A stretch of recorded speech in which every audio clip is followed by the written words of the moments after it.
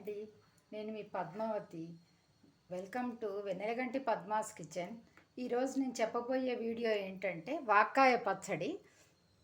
ఇది చాలా హెల్త్కి చాలా మంచిది. దీంట్లో విటమిన్ సి ఎక్కువగా ఉంటుంది, రోగనిరోధక శక్తిని పెంచుతుంది. సో ఇన్ని బెనిఫిట్స్ ఉన్న ఈ పచ్చడిని మరి ట్రై చేద్దామా అండి? మరి ఆ ప్రాసెస్లోకి వెళ్దామా? వీటిల్ని కొంచెం మధ్యకి కట్ చేసుకోవాలి ఈ విధంగా.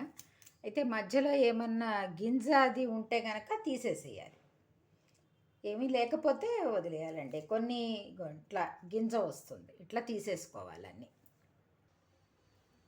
ముందుగా స్టవ్ వెలిగించి ఒక బాండీ పెట్టుకోవాలి.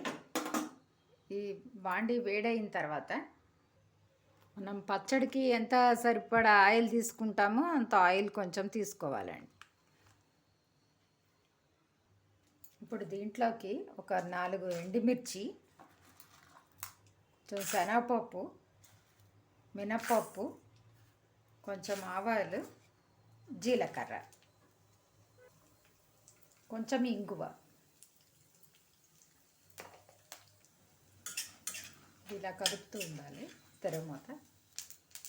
ఈ తిరగమూత వేగిపోయిందండి. దాంట్లోకి మనం తరిగి పెట్టుకున్నాం కదా ఇందాక, ఈ వాక్కాయ ముక్కలు ఇవి వేసేయాలి.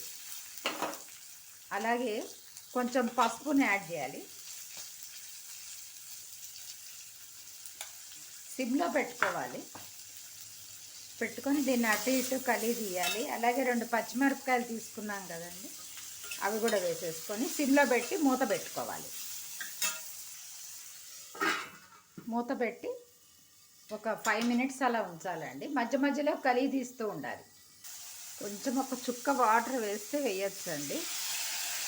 వేసి మూత పెట్టుకోవాలి.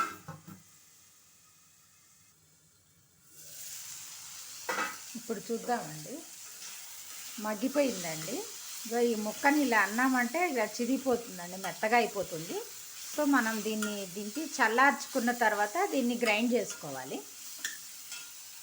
ఇప్పుడు జార్లోకి ట్రాన్స్ఫర్ చేసేసుకోవాలి. ముందుగా ఎండుమిర్చి అవి వేసుకోవాలి, ఎందుకంటే అవి ముందు నలగాలి కదా, అందుకని ముందు అవి వేసేసుకొని తర్వాత వీటిని వేసేసుకోవాలి.